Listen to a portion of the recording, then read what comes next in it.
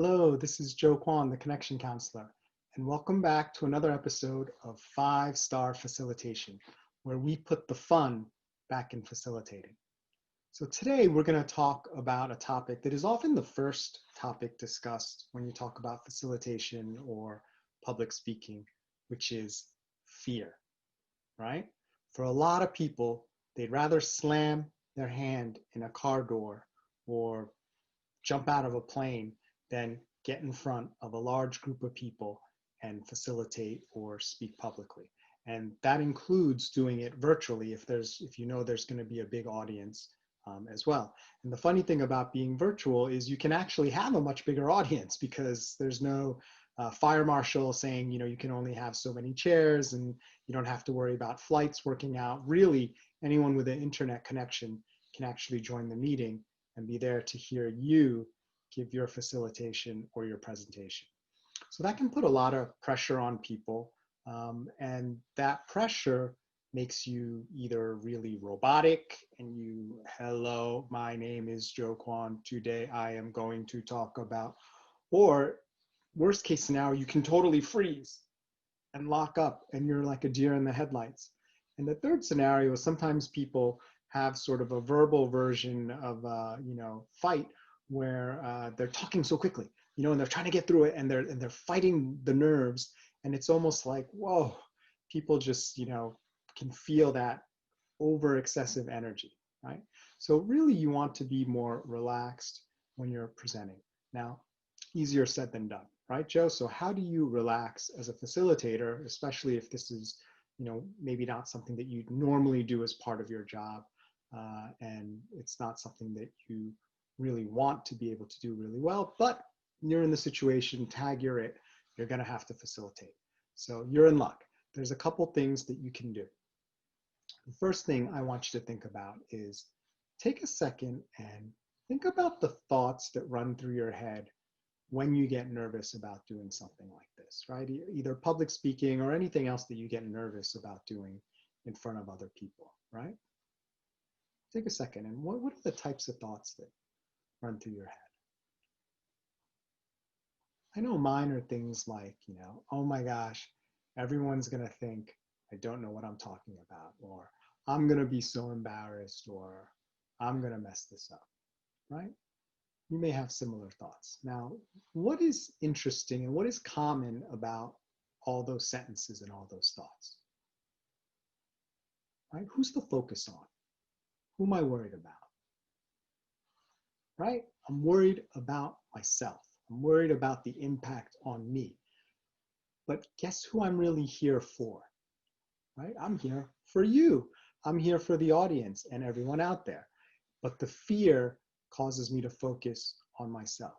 So one way that I found, and I still get nervous, talking in front of people, and I've talked to large groups of people, but every once in a while, sometimes I still get nervous.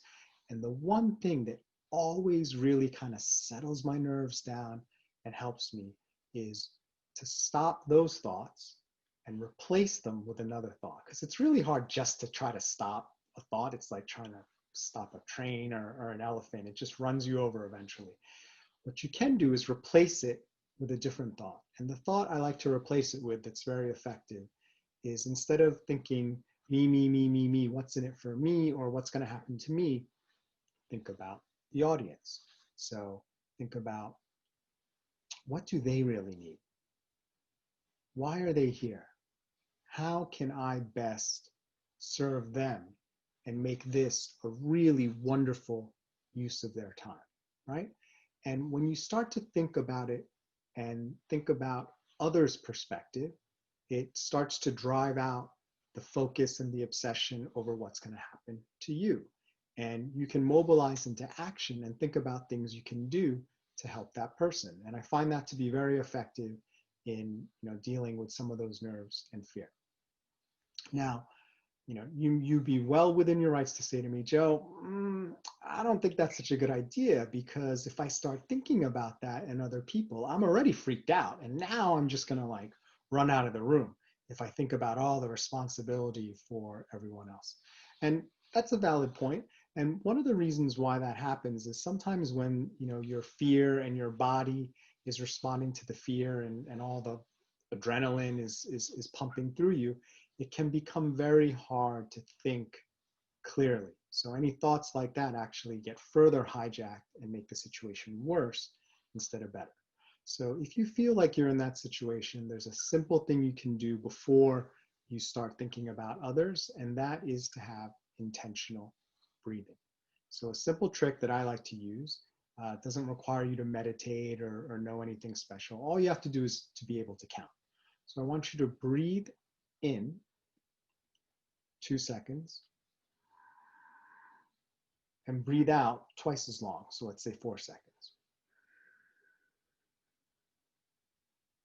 Breathe in, breathe out.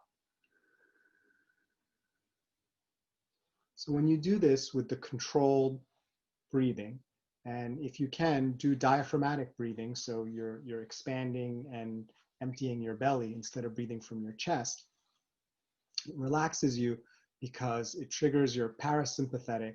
It's more your rest and digest system, which allows everything to sort of settle and calm down. So now when you think, your thinking won't be hijacked. Now, what typically happens is when you're fearful, your body is automatically doing the opposite. It's breathing in longer than it's breathing out. So try this with me. Let's breathe in for 4. Breathe out for 2. Breathe in for 4. Breathe out for 2. And if you keep doing this, you're going to start to feel kind of amped up, right? Like you're ready to go, right? And that's a good thing when you need to just get ready to do something and have a short burst of energy. But when you're sitting around waiting to talk to a group of people, that's exactly the last thing you want, because it's going to set you into this fight or flight mode when there's nothing to really fight or flee from. There's nothing to really fight or flee from. You just want to give a great facilitation. So in summary, the 2 things you can do when you're feeling fear is 1, think about things from the other person's perspective. So replace thoughts and worries about yourself with concern about the audience. And the second thing you can do is, if you feel too nervous to even have any kind of thoughts like that, concentrate on doing some intentional breathing first, right? Breathe in and then double your breath out to settle your nerves and bring you back to stability so you can think more clearly. So my name is Joe Kwon, the Connection Counselor. Would love to hear from you if there's anything you'd like to discuss further on how I can help you bring your next facilitation to a higher level and just really knock it out of the park. I know you can do it. This is Joe Kwon, and remember, you can change your life one connection at a time.